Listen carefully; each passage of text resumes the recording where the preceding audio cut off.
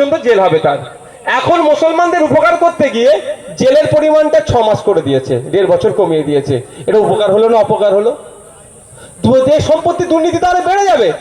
যদি মোদিজি বলতো মুসলমানদের ওয়াকাফ সম্পত্তি দিয়ে কেউ দুর্নীতি করলে 2 বছর জেল ছিল, এটা 12 বছর করে দিলাম, আমি মোদিজিকে স্টেজ থেকে স্যালুট জানাতাম।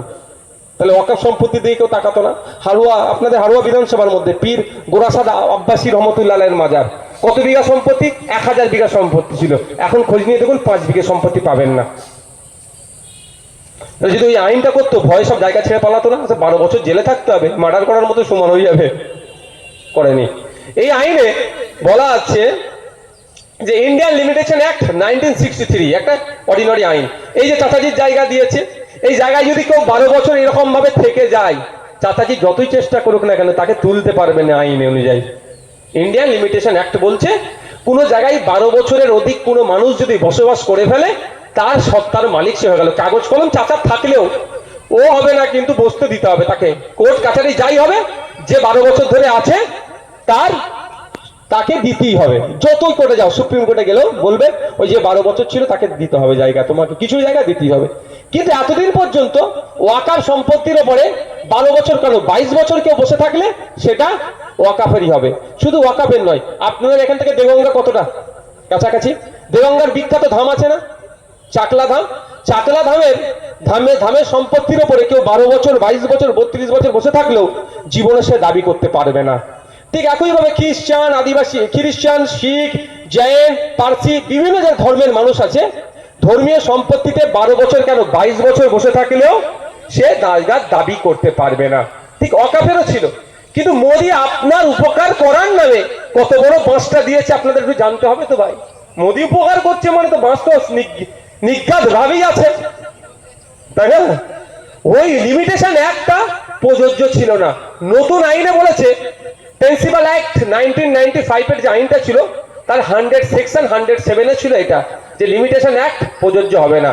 নতুন আইনে 107টাতে তুলে দিয়েছে। মানে এই যে পীর গোরাচাঁদ আব্বাসী রহমতুল্লাহ আলাইহি হুজুরের মাজারে যে জায়গাটা 995 বিঘা সম্পত্তি বেহাত হয়ে আছে, এখন শীত যারা সুক্ত সরকার আসেনি বলে উদ্ধার করতে পারেনি।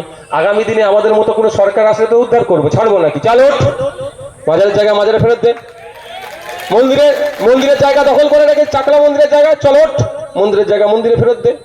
গির্জার জায়গা ওঠো, অনেক হয়েছে, অনেক ভোগ করেছে, চলো কেটে পড়ো, মন্দির গির্জাকে ফেরত দাও। করবো তো, আমাদের মতো সরকারকে যদি চলে আসে, আপনাকে সুযোগ দেয় তো। ওই এখন যা আইনটা করেছে আর পারবেন না ওয়াকাফেরটা। বাকি চাকলা ধামেরটা পারবেন, আপনার গির্জারটা পারবেন, মন্দিরেরটা পারবেন, দেবত্ব সম্পত্তি পারবেন, শুধু আপনি পারবেন না কোনটা? ওয়াকাফ সম্পত্তিটা। এবার 995 বিঘা জমি আর উদ্ধার করতে পারবেন না নতুন যে আইনটা নিয়ে এসেছে। তাহলে উপকার করলো না ক্ষতি করলো? এবার কেমন ভাবে ক্ষতিটা হয়েছে? এই ক্ষতিটা সংবিধানকে আঘাত দিচ্ছে কি দিচ্ছে না? সংবিধানের 15 নম্বর আর্টিকেলে বলা আছে, 14-15 দেবেন, ইকুয়ালিটির কথা বলা আছে। 15 নম্বর আর্টিকেলে জাত, ধর্ম, বর্ণ, লিঙ্গ এইসব দেখে আলাদা করে বিচার করা যাবে না। তাহলে আমি প্রশ্ন করব, আমি একজন সংবিধান প্রেমী মানুষ, আমার দাদু স্বাধীনতা সংগ্রামী ছিল, পীর আবু বকর সিদ্দিক রহমতুল্লাহ আলাইহি, লড়াই করেছে বলে আজকে সংবিধান পেয়েছে। আপনার আমার পূর্বপুরুষ বিনয় বাদল দীনেশ ছিল, আপনার আমার পূর্বপুরুষ গান্ধীজি ছিল, আপনার আমার পূর্বপুরুষ প্রীতিলতা ওয়াদ্দেদার ছিল, আপনার আমার পূর্বপুরুষ ছিল কে?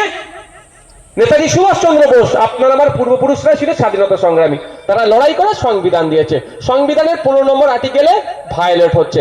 আপনি মুসলমানের জন্য আইন আলাদা করে দিলেন, মুসলমানের দান করা সম্পত্তির উপরে কেউ 12 বছরের আইনটা আপনি তুলে দিলেন। তাহলে আমি প্রশ্ন করব, তাহলে শিখেদের ক্ষেত্রে রেখেছেন না তুলে দিয়েছেন? হিন্দু ভাইদের ক্ষেত্রে রেখেছেন না তুলে দিয়েছেন? খ্রিস্টানদের জন্য রেখেছেন না তুলে দিয়েছেন? জিজ্ঞাসা করবো না আমরা? জিজ্ঞাসা করবো তো। তাদের ক্ষেত্রে আপনি রাখলেন আর মুসলমানদেরটা তুলে দিলেন কেন? তাহলে ওই সংবিধানের 15 নম্বর আর্টিকেলে আপনি আঘাত দিচ্ছেন। জাত, ধর্ম, বর্ণ, লিঙ্গ দেখে আলাদা বিচার করা যাবে না যেখানে সংবিধান বলছে, আর আপনি জাত বা ধর্ম দেখে আলাদা বিচার করছেন। এর বিরুদ্ধে তো আমাদের লড়াই।